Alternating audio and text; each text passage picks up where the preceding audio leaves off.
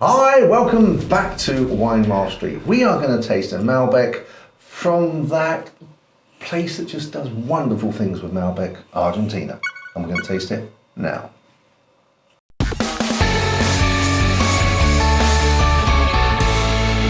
So let's begin with the label. Bala. And the bottle, obviously, yo. Just in case you're able to see it in for wherever you live, you might see it on the shelves. And let's go straight now, because this is not too bad. Let's go straight to the price. $8.79. Good price, John. Good price. Good yeah, price. Good price. So Malbec, I always enjoy a Malbec. Yes. Oh, well, I say always, nearly always. Let's hope this is not going to be an exception. Oh, fingers crossed. Yeah, fingers crossed. So, anything you want to say about Malbec? Malbec, well, what I'm expecting from this, as we know, everybody knows, well, not everybody, that's patronising, Argentina is synonymous with the Malbec and steak. Everybody, you know, in any steak restaurant you go to, will always have Malbec on the menu, and quite a few of them as well. And they do match beautifully. The meat, the proteins, the meat, the tannins, they just cancel each other out. And you just get these really big Malbecs. They're kind of beasties, I describe them as beasties, challenging, you know, ones that kind of get on you and kind of, ooh, is it too much for me? So yeah, that my understanding of a Malbec is that. But what we've got to look at here, and what I am looking at is £8.79. So you've got to swing some roundabouts here. So, but we're ready to have a go. Okay, well, let's have a look at the colour first, shall we? Let's do that, John. Okay. Now, before we get too far into the video, let me just say that later on we will be having a question from Jason Drake. Oh, Jason Drake. Let's see what this question might be. It's a good colour. It's definitely got that almost purple. Yeah, it's quite deep, isn't it? And it's not very translucent. Suggests there's going to be a lot of body there. Fingers crossed. Fingers crossed. Yeah. There's a few in there, purple-garnet, almost leaning towards that kind of tawniness. Yeah. Yeah. Okay. Eyes on the nose. Oh wow, what is that? That is confusing. Yeah. Yeah, I mean, normally I go into Malbec because normally I'd smell cherry and everything, but I'm not getting cherry from that. I'm not sure what I'm getting. That reminds me of Cabernet Sauvignon because there's so much black fruit. Yeah. It's like there's a jamminess. Yeah, there's a proper yes. If I were to smell that, I would think Cabernet Sauvignon. I really would. That would be my first guess. Yeah. I'm not in a bad way. You know, we don't mind a bit of fruitiness. No, we love a little bit of fruitiness.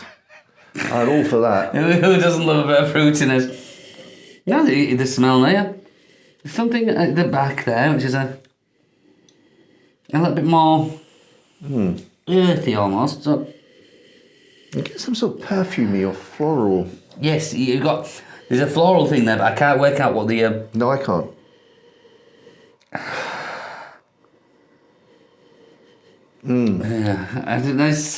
Yeah, well done, John. Well done, that sound. No, it's not well done, because I couldn't name it. No, but you got the floral in, and I get it. It's not rose petal, but it's almost, there's a velvetiness about that. Okay. So you need to go on to taste it because we're not going to get any wiser the more. I don't think, no. No? It's a good nose, though, good nose. Very nice.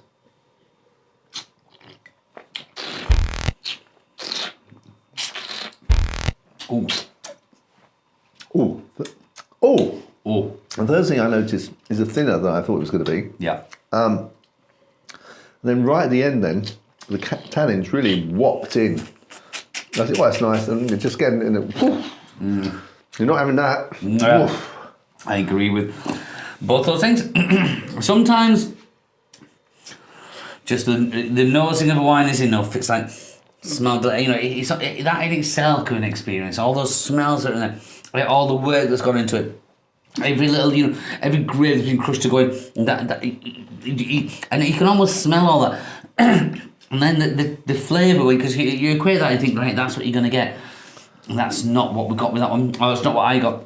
Like I say, a lot thinner than I expected to be. This is a Malbec. You've got some of that jamminess is on the palate, but it's not. That's not enough. And like you said, I need another taste because that. It's a confusing taste. I mean, obviously, I think the problem is that the taste doesn't last. So you've really got to almost talk and have in your mouth at the same time. It's like you said, the tannins have walked in there and said, no more of this, you're gone. You've had enough. And then you're left with it. So that then is making me think if because we said, you know, we know that Malbec can be quite tannic anyway. So with a steak, which would be the usual thing, with a steak, would that improve it? And I'm thinking no, because it doesn't have the weightiness to take on the flavour. I reckon if you had a steak with that, it would take the tannins away, but also take all the flavour away. I don't think there'd be any point. That, oh my goodness, sorry, I just went into a bit of a scathing kind of review, but I don't think that would improve any steak. Just then, I took a sip, and at the same time, breathed in through my nose as I had taken a sip, and I got vegetation, like a cabbagey. Yeah, I would get that, because you described this almost like, not the forest floor, but there's a hint of dirtiness. It was sort of like the greeny cabbage thing I got. But I don't think it... More on the nose than the palate. Yes, it's... For me personally, I expected a lot more from the nose. You mean the nose was really good and you expected therefore more? Yeah. Yeah. But now I'm trying to double check on myself. Have I over-egged that? Is the flavour okay, but the nose is just good and it lulls you into that false sense of security? I'm thinking no, I was lulled into a false sense of security. That for me... It's disappointing. Yeah. Yeah. For me... Yeah. We always have to put that out there. Yeah. But for me, no, I mean, it's just tannins. I'm finding myself doing it. Yeah, and not... yeah. The tannins of... I'm just not enjoying the flavour of the wine because there's not enough flavour to take those tannins on, so it's like... Yes. Yeah. Okay. Let's move on to pairings. Just going to go first?